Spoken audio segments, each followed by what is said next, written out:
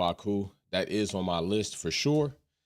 But we are post a GP, a Grand Prix that had plenty of entertainment, plenty of racing craft, plenty of strategy, plenty of situations, penalties, all types of things. It was an array of things. But listen, tonight we will have F1 Minute, okay? And F1 Minute is a portion of my platform where you all get to call in, give me your opinions, your debates, your perspective on the race, on the topics.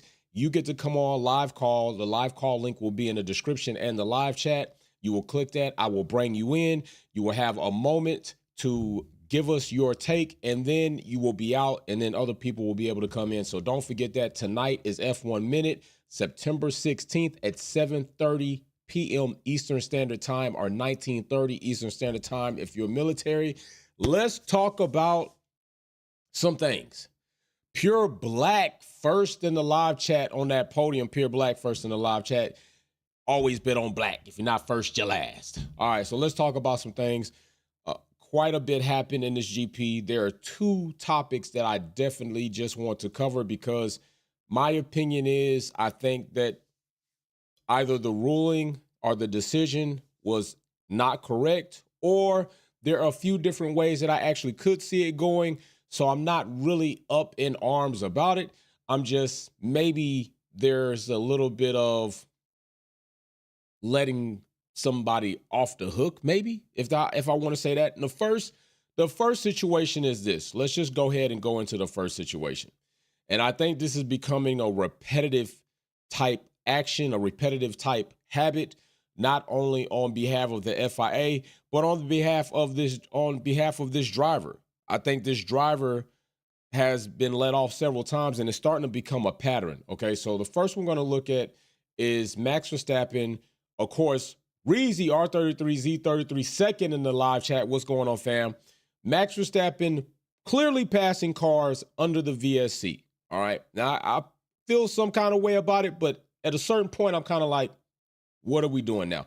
Max Verstappen clearly passing a McLaren and a Mercedes under VSC. The track is still under safe conditions, and this is something that should not happen. Rob Pollard is third on the podium to enter the live chat. If you're not first, you're last. Pure Black first, R33 second, Rob Pollard third.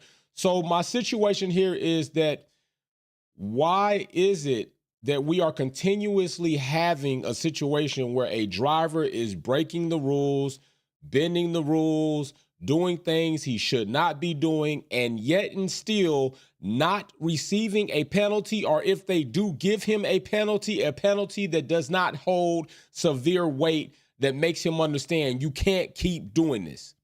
You can't keep doing this shit. You can't keep coming out here on the track, driving how you want to, pushing people off track, breaking the rules. They're not doing anything about it. So we're going to take a look at the document. And this is my problem with this. Okay, so Max Verstappen, as it sits, again, we got a warning. A warning. Okay, no penalty. It seems that when it comes to Max Verstappen, either we got no further action, we got warning, reprimand, or some penalty that just doesn't hold water for crap. But here it is again. We're talking about Max Verstappen, once again, getting off the hook, okay? A warning. Now, the stewards heard. Now, here it is clearly stated, okay? Now, you can go, we usually look up the breach of the article 12.2.1, and I'll bring that in, and then the ISC 56. If y'all want to do that, I could do that at a later date, and we can comb through that regulation and those articles to see what you think further. But the driver overtook other cars after the checkered flag. Okay, so yes, it's after the checkered flag. But the problem here is there's still a condition in which Max Verstappen would need to adhere to these guidelines and rules because it could be a safety issue. What's going on, Race X210? It could be a safety issue. And as it sits, but while a VSC was still being displayed following the crash at turn 2, which we're also going to talk about between Carlos and Perez, the driver was reminded that while passing after the checkered flag is not unusual, it is prohibited in the case of yellows. First of all, this is a 3-time world champion by you all standards, not completely by mine. Second of all, by some people's perspective, the best driver in Formula One.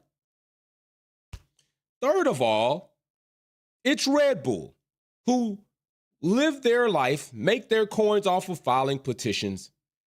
I'm pretty sure Max Verstappen knows you're not supposed to pass under yellow. This is the same guy who also passed at Abu Dhabi when it came to Lewis Hamilton. This is the same guy who built a habit of passing underneath a yellow flag, or not even yellow, on a restart when he didn't have the lead. You're not supposed to pass the lead car. This is a guy who made his living off of doing said things that you had to incorporate a rule that said you can't do that. Under restart, you can't pass the leading car ever so slightly back and forth to gain an advantage. This is the same guy. So why is it that we're coming here again, same type of actions, whether after checkered flag or not, whether the track was under extreme race conditions or not? The stewards are aware that this has happened earlier this season and was not noticed at the time. We are therefore warning the driver concerned. Here it is.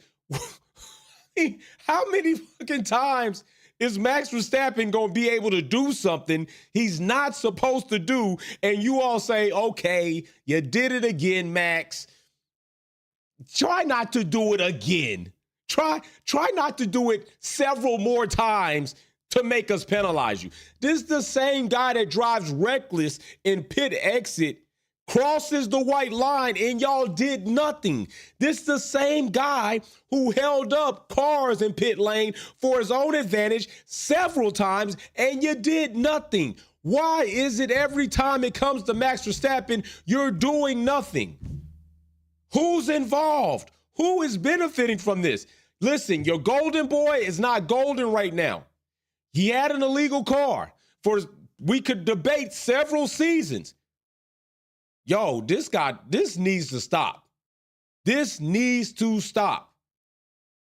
It's happening so much that it's not a coincidence. This is definitely deliberate at this point in time. We don't want to penalize him. We want to give him every opportunity that we can in order for him to be able to hold on to this driver's championship.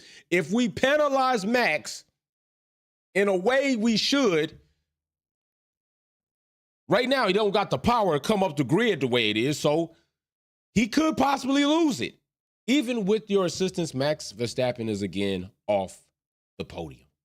Okay?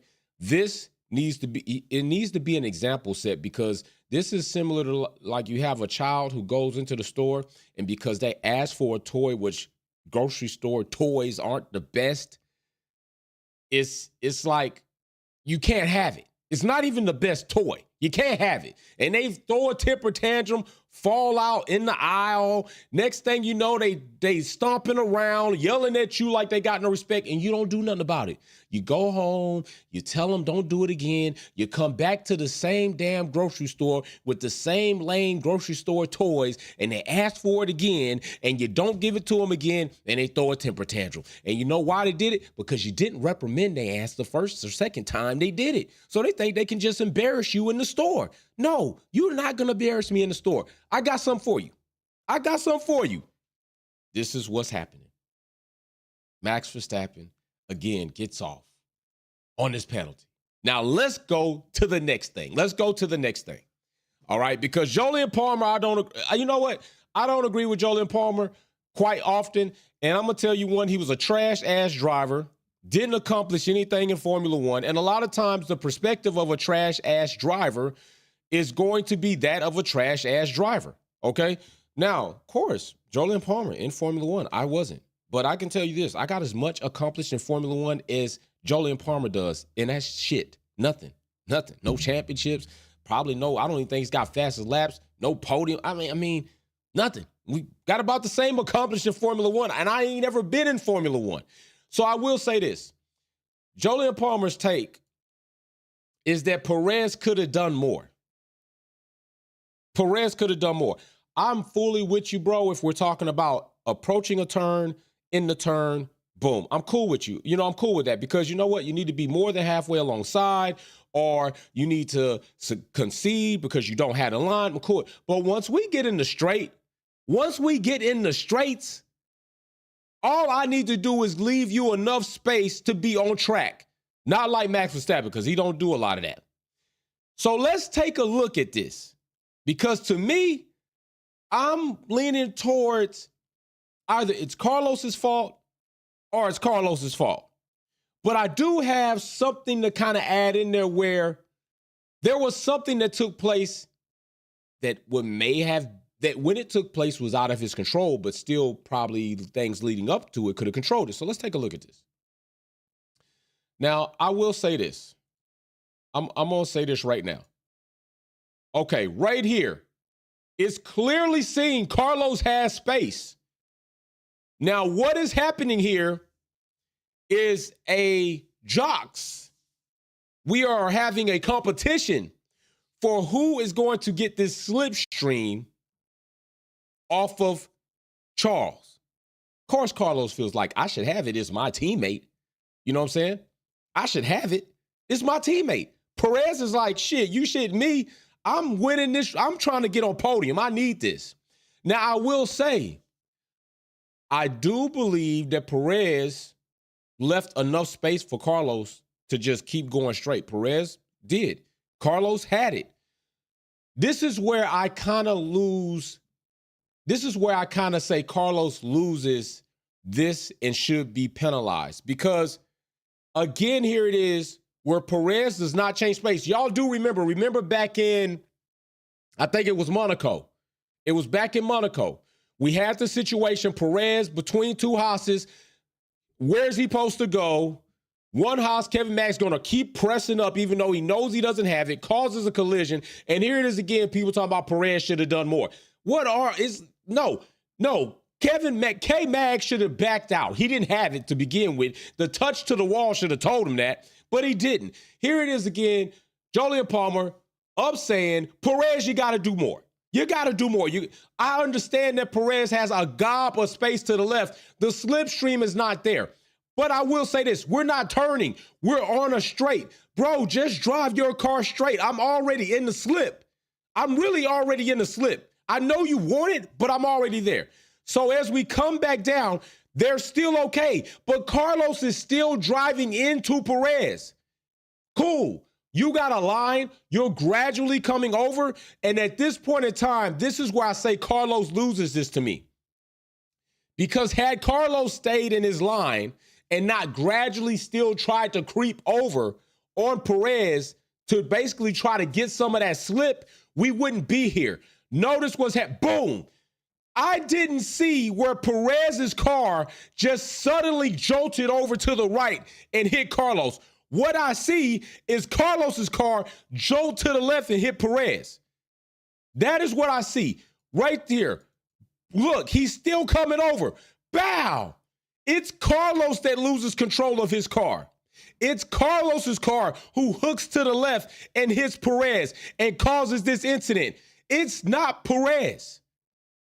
It's not Perez. So let's look at this decision by the stewards of the FIA again here, and let's check it out. Car 55, Scuderia, Ferrari. Okay, we come right down here. Appendix L, Chapter 4, Article 2, again, which I think we looked at that before on something else, and it has to do with having control of your car throughout an entire maneuver. And don't quote me, I might be incorrect, but I'm thinking that Appendix L, Chapter 4, Article 2, Delta is about having full control of your car in a safe manner throughout an entire maneuver. But I think we covered this before on another incident where we pretty much saw Max Verstappen didn't have control of his car, went right into dive bomb mode, crashed out, got thrown into the air, went off the track, and then next thing we know, Lewis got to do more. Here it is again. Lewis got to do more. All right, but whatever the case is. So let's go ahead. We're going to look back at this document. Big shout out Racer X210, Spider R35, MIA. I see y'all in the live chat. So here it is. Stewards heard from drivers. Sainz and Perez made contact and crashed shortly after turn 2 on lap 50. This is a situation where a small touch had significant consequences. Okay, first of all, a small touch? A small touch had significant consequences? I don't know. I don't know what video they was watching, but we can watch it again.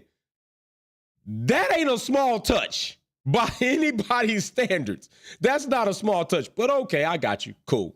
All right, the stewards reviewed how the incident occurred and not the consequences.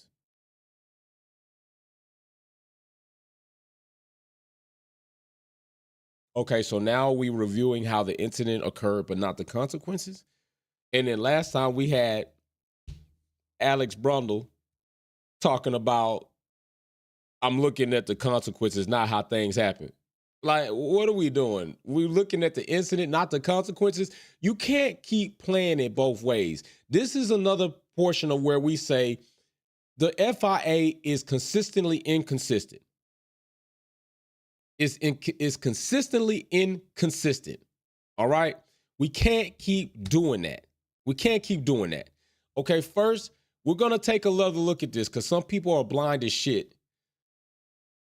Carlos's car hooks left. Carlos stays straight and stops trying to edge over. There's nothing to happen for him to hook left. So whatever you want to say or do, build a platform and explain it to yourself. Carlos's car hooks left. Carlos is the one who keeps coming over. But you know, people say what they say. So here it is right here. Perez pulled up to the inside of Sainz. Sainz reported that he was aware Perez to the inside. So I don't care how much you say you're aware. What you got to say,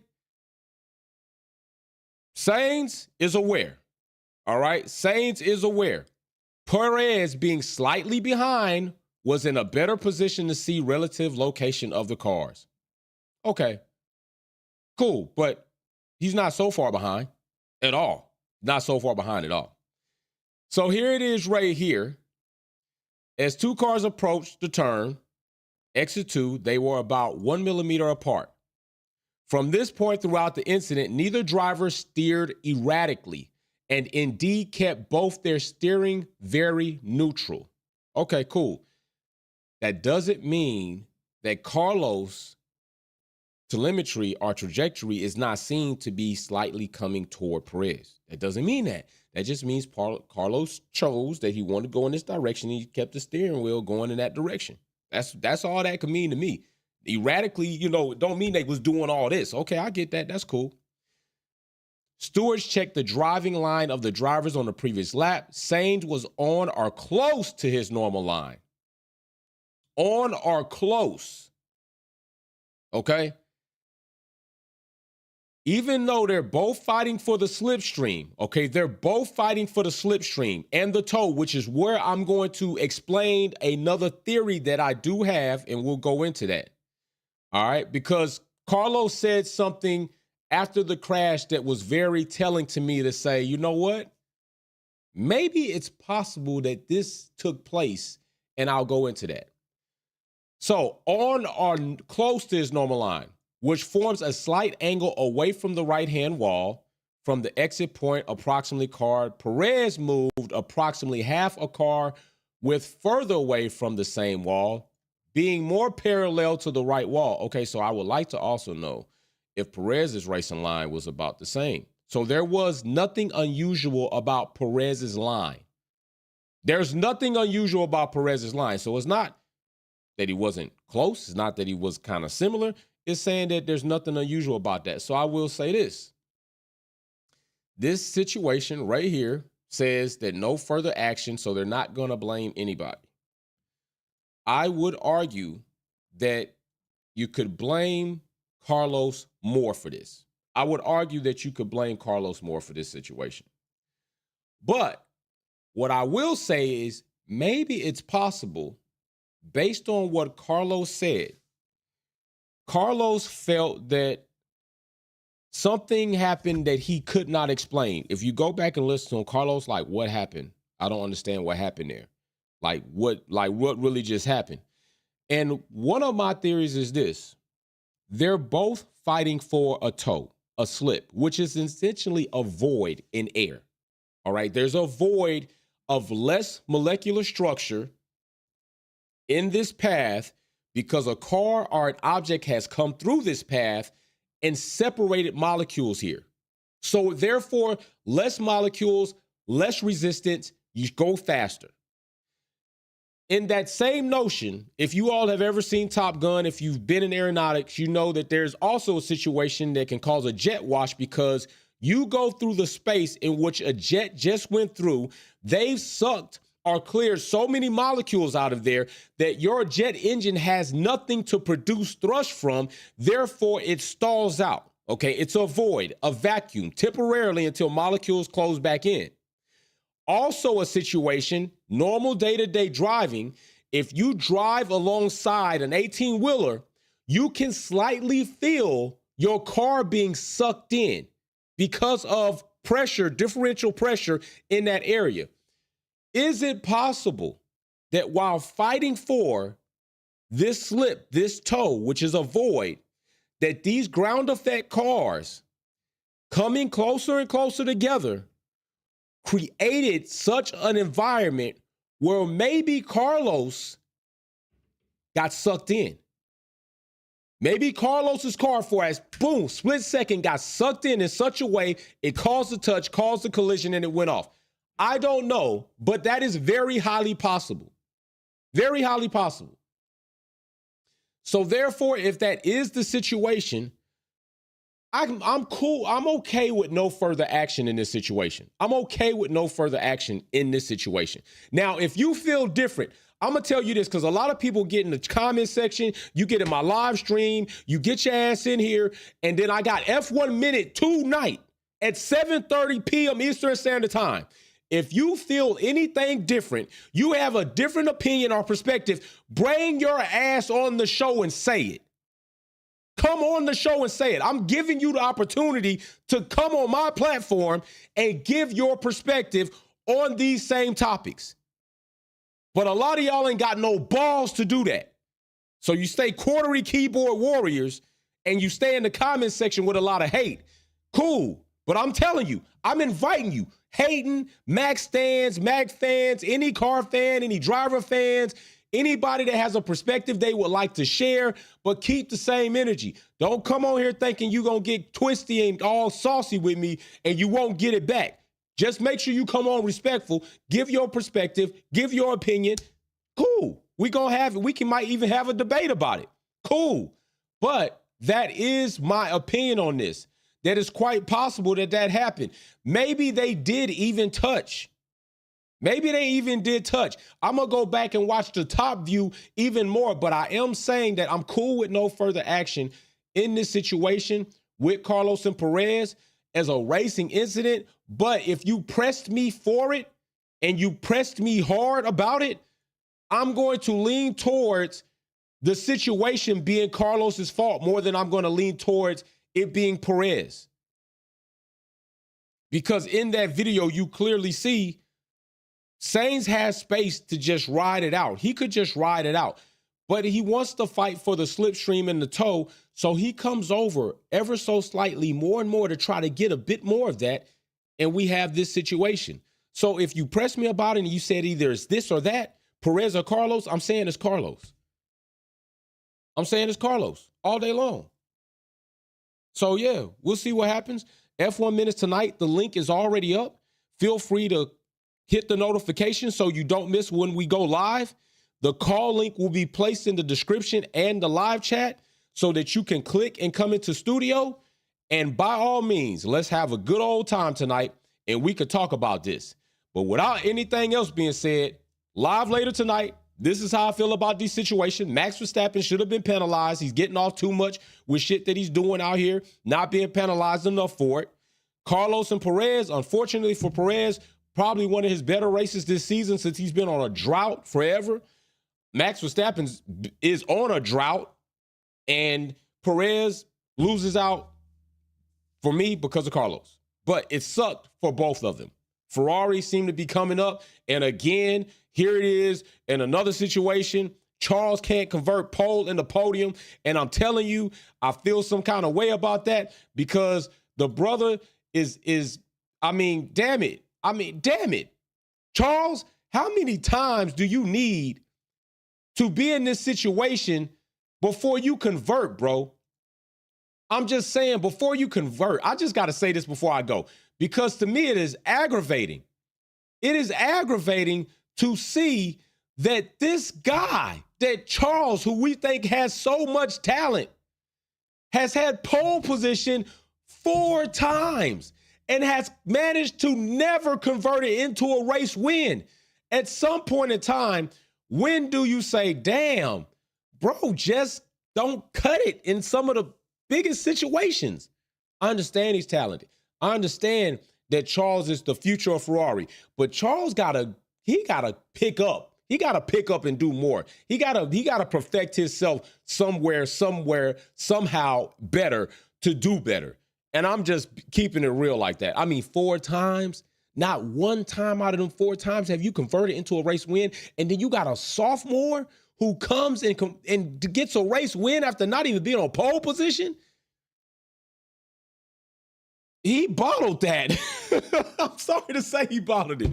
We're going to talk about that on F1 Minute 2. So just come on by F1 Minute tonight, 7:30 p.m. Eastern Standard Time, September 16th. Hope to see you there. Click notifications. It's already a link up. I'll see y'all soon. Peace. Wolfpack out.